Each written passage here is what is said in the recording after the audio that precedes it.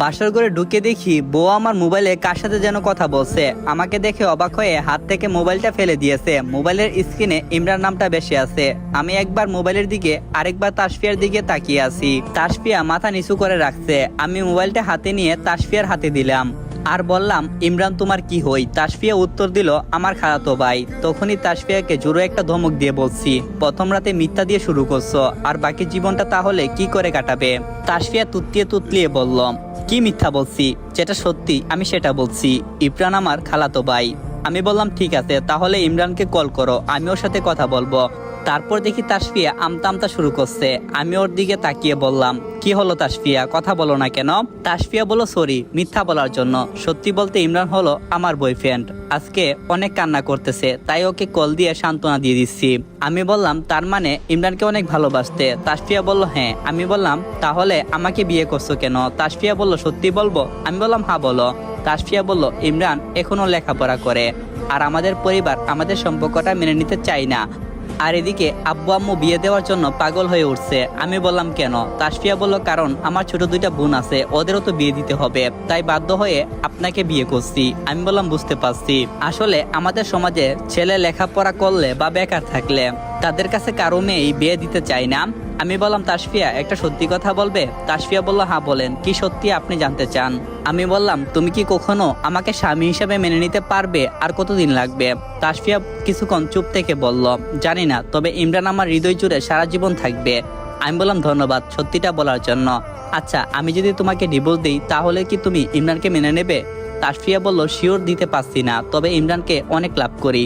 আমি বললাম, ঠিক আছে, ইমরানের সাথে তুমি কথা বলো, যদি ইমরান তোমাকে মেনে নেই তাহলে আমি তোমাকে ডিভোর্স দেবো। ডিভোর্সের কথা শুনে তাসফিয়া আমার দিকে হা করে তাকিয়ে আছে, মায়াবী চোখটা যেন আমাকে গিলে খাচ্ছে। তাসফিয়া বলল, বাসর রাতে ডিভোর্স নামটা নিলেন? আমি বললাম, হ্যাঁ, কারণ তুমি কখনো আমাকে স্বামী হিসাবে মেনে নিতে পারবে না। আচ্ছা, ওই পাশে শুয়ে পড়ো, আমি এদিকে শুয়ে পড়ছি। আর হ্যাঁ, ইমরানকে কল করো, ওর সাথে কথা বলো, আমি জানতে চাই ও কি চাই, সকালে আমাকে তা বলবা। তাসফিয়া বলল, হ্যাঁ।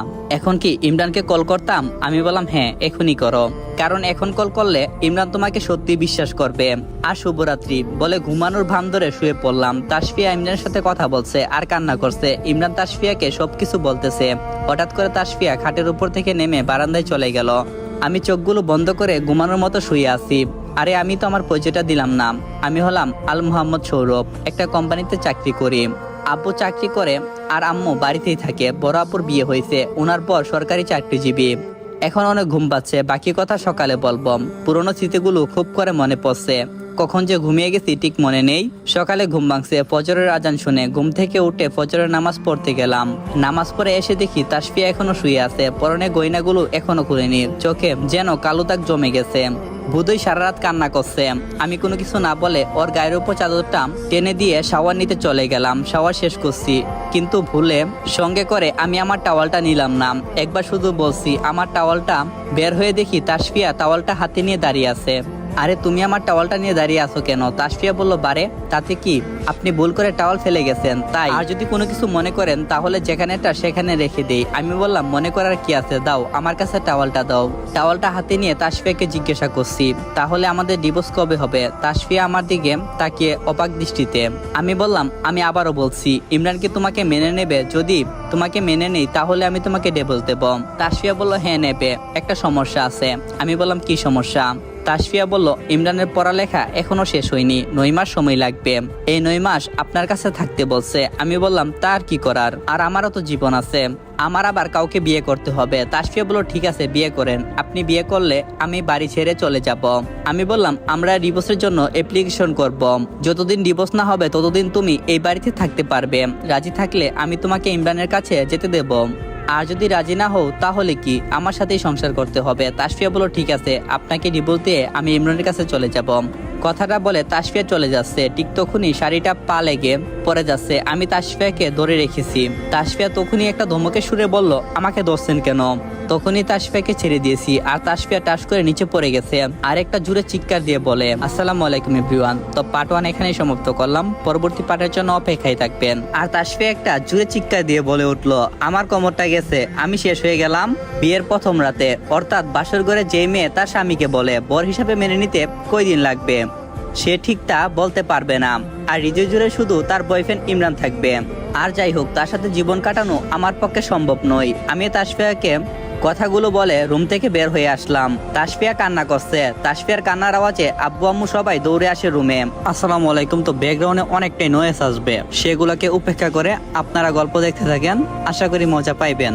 তাসফিয়াকে নিচে পড়ে থাকতে দেখে আম্মু বলল, কিরে সৌরভ, বৌমা নিচে পড়ে আছে কেন? আমি বললাম, আমি কি করে বলবো, যে নিচে পড়ে আছেন তাকে জিজ্ঞাসা করেন। আব্বু বলল, তুই না জানলে কে জানবে? আমি বললাম, যে পড়ে আছে তাকে জিজ্ঞাসা করেন না, আমি তো একবার বললাম। আম্মু বলল, বিয়ের প্রথম দিনই এমন কথাবার্তা বলছিস কেন? বৌমার নিচে পড়ে আছে আর তুই কি করে? আমি ভাবছি কিছু একটা বলে কাটিয়ে দেব, কিন্তু তাসফিয়া তখন বলে উঠছে, আম্মু উনি আমাকে কুলে নিতে চাইছিল, তারপর আর কিছু বলে নাই। তাসফিয়ার এমন কথা শুনে সবার চোখ যেন বড় বড় করে আমার দিকে তাকিয়ে আছে। আব্বা বলল, হ্যাঁ তারপর? তাসফিয়ার কথাগুলো এমন মনোযোগ দিয়ে শুনছে মনে হচ্ছে জীবনের শেষ কথা। আম্মা বলল, আহা, তুমি বৌমাকে বলতে দেবে তো? আব্বু বলল, আমি কি মুখ চেপে ধরে রাখছি? আম্মু বলল, মা তাসফিয়া তুমি সবটা বলো তো। তাসফিয়া বলল, হ্যাঁ তারপর?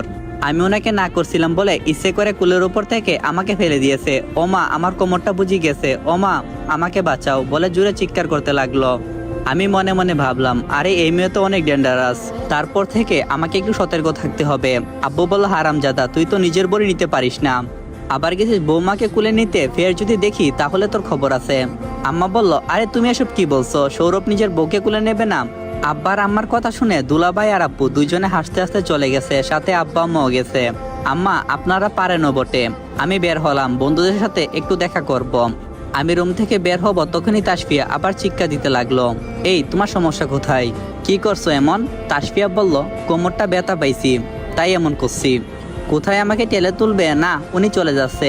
আম্মা বলল, হ্যাঁ সৌরভ, বৌমাকে কুলে তুলে খাটের উপর শুয়ে দিয়ে যাম। আমি মনে মনে বললাম, সত্যিটা যখন জানতে পারবে তখন সবাই আফসোস করবা। তখন আমি তাসফিয়াকে বললাম, দেখি তাসফিয়া তোমার হাতটা দাও। তাসফিয়া হাত বাড়িয়ে দিয়েছে। তাসফিয়া আমার দিকে তাকিয়ে হাত ধরছে। তাসফিয়াকে কুলে নিয়ে খাটের উপর শুয়ে দেব। ঠিক তখনই আমাকে নিচে ফেলে দেওয়ার পরিণতি আপনি দেখছেন। আর যদি আমার সাথে পাঙ্গা নিতে আসেন তাহলে আপনার কি পরিণতি করব আপনি তাও জানেন না। তাসফিয়াকে বই দেখানোর জন্য আমি বললাম, আম্মা আপনার বৌমা কি বলতে চাচ্ছে আপনি শুনবেন? তখনই দেখি তাসফিয়ার মুখটা যেন ছোট হয়ে গেছে। আম্মা বলল, কি বলছে? আমি বললাম, বলছে চিন্তা না করতে, তাসফিয়া খুব তাড়াতাড়ি ঠিক হয়ে যাবে। আচ্ছা তাসফিয়া তুমি একটু রেস্ট নাও, আমি একটু বাহির থেকে ঘুরে আসছি, কেমন? তাসফিয়া বলল, ঠিক আছে, আর শুনেন তাড়াতাড়ি আসবেন। আমি বললাম, কেন? তাসফিয়া বলল, বিকালে আমাদের বাড়িতে যেতে হবে তাই। আমি বললাম, তোমাদের বাড়ি আমি যেতে পারবো না। আম্মু আমি বের হলাম। এই বলে বাসা থেকে সোজা বের হয়ে এসেছি। বিয়ের আগের জীবনটা খুব ভালো ছিল, বিয়ে করে পুরোই শেষ। দূর, রানাকে কল করি। যেই বাবা সেই কাজ। রানাকে কল করে বলছি ব্রিজে আসতে। ব্রিজে একা একা বসে আছি। কিছুক্ষণ পর রানা এসেছে। রানা বলল, কিরে তুই এখানে আসতে বলছিস কেন? আমি বললাম, কেন? এখানে আসা কি তোর বারণ নাকি? রানা বলল, না বাদ দে এসব, আগে বল তোর বাসর কেমন কাটলো? আমি বললাম, হ্যাঁ অনেক ভালো। আমি তো ঘুমাইছি আর বউ আমার মোবাইলের বয়ফ্রেন্ডের সাথে কথা বলছে, মনে মনে কথাগুলো বলতাছি। রানা বলল, কিরে চুপচাপ হয়ে গেলি যে? আমি বললাম, তেমন কিছু না, বল তোর কি অবস্থা? রানা বলল, এই তো চলছে। দুইজনে গল্প করে 2 ঘন্টা পার করে দিলাম। সকালে নাস্তা না করে বের হইছি, যার কারণে পেটে যেন চুচু করছে। আমি বললাম, রানা চল যাওয়া যাক, একটু পরে জোহরের আজান দেবে, নামাজ পড়ে বাড়িতে যাব। 2 দোস্ত মিলে জোহরের নামাজটা পড়ে নিলাম। নামাজ শেষে রানা ওর বাড়িতে চলে গেল আর আমি আমার বাড়িতে আসতেই আব্বু বলল, সৌরভ তুই এতক্ষণ কোথায় ছিলি? আমি বললাম, কেন? মসজিদে নামাজ পড়তে গেছিলাম। আব্বু বলল, কিন্তু আমি তো মসজিদে ছিলাম, তোকে তো দেখিনি। এজন্যই আমার আব্বুর উপরে মেজাজ 360 ডিগ্রি হয়ে যায়। আমি বললাম, কি হয়েছে সেইটা বলবেন? আব্বু বলল, তোর আজকে শ্বশুর বাড়িতে যাওয়ার কথা, আর তুই কিনা উদাও হয়ে গেলি সকাল থেকে, যা গিয়ে ফ্রেশ হয়ে নে। আমি বললাম, যাচ্ছি। যেই বাবা সেই কাজ। তাড়াতাড়ি করে রুমের সামনে গেলাম। দরজা ধাক্কা দিতেই দরজা খুলে গেল। ভিতরে ঢুকে দেখি কেউ নাই। আমি টাওয়াল নিয়ে শাওয়ার নিতে চলে গেলাম। শাওয়ার শেষ করে দরজা খুলতে যাব, দেখি দরজা বন্ধ। আরে দরজাটাকে বন্ধ করছে? ঠিক তখনই যেন রুম থেকে তাসফিয়া বলতেছে। কথাগুলো ছিল এরকম, দরজা আমি বন্ধ করছি, যদি আমার কথা মতো চলেন তাহলে দরজা খুলে দেব। আমি বললাম, দেখো ফাজলামুর একটা সীমা থাকা দরকার, ভালোই ভালোই বলছি দরজা খুলো, তা না হলে দরজা ভেঙে ফেলবো, আর দরজা ভাঙলে তোমার অবস্থা কেমন হবে একটু চিন্তা করে দেখছো? তাসফিয়া বলল, আমার কথাগুলো শুনেন, তারপর যা বলবেন তাই হবে। আমি রাগটা কন্ট্রোল করে বলছি, আচ্ছা কি বলবে এবার বলো। তাসফিয়া বলল, যতদিন না আমাদের ডিভোর্স হই ততদিন আপনি আমার বর, আমি আপনার বউ, এই অভিনয়টা আপনাকে করে যেতে হবে। আর আমার সাথে আমাদের বাসায় যেতে হবে এবং কি আব্বু আর আম্মুর সামনে আমার সাথে সুন্দর করে কথা বলতে হবে। আর আমি আপনাদের বাড়িতে 9 মাস আছি। এরপর আপনাকে ডিভোর্স দিয়ে আমি ইমরানের কাছে চলে যাব। বলেন আপনি আমার কথায় কি রাজি? মনে মনে ভাবলাম এখন রাজি হয়ে আগের না হয় দরজাটা খোলাই, তারপর যা হবে দেখা যাবে না। তাই আমি একটু মধুর সুরে বললাম, ঠিক আছে বউজান, আমি আপনার সব কথা শুনবো, এবার না হয় লক্ষ্মী বউয়ের মতো দরজাটা খুলে দাও। তাসফিয়া বলল ঠিক আছে। তাসফিয়া দরজা খুলে রুম থেকে দৌড়ে বের হয়ে গেছে। যদি এই রুমে পারতাম তাহলে গালের উপর 5টা আঙ্গুলের চাপ বসিয়ে দিতাম। ফ্রেশ হয়ে বাইরে গিয়ে দেখি তাসলিয়ার তাবু মানে তাসফিয়ার 2 ছোট বোন আর ওর আব্বু আর চাচা সহ 10 জন লোকের মতো আমাদেরকে নিতে আসছে। ওনাদের সবাইকেই একসাথে সালাম দিয়ে বিনিময়টা শেষ করে নিলাম। আব্বু বলল, সৌরভ সবাই তোর জন্য অপেক্ষা করছে, যা সবার সাথে বসে লাঞ্চ করে নে। আমি বললাম জি করতেছি। সবার সাথে লাঞ্চ করে নিলাম।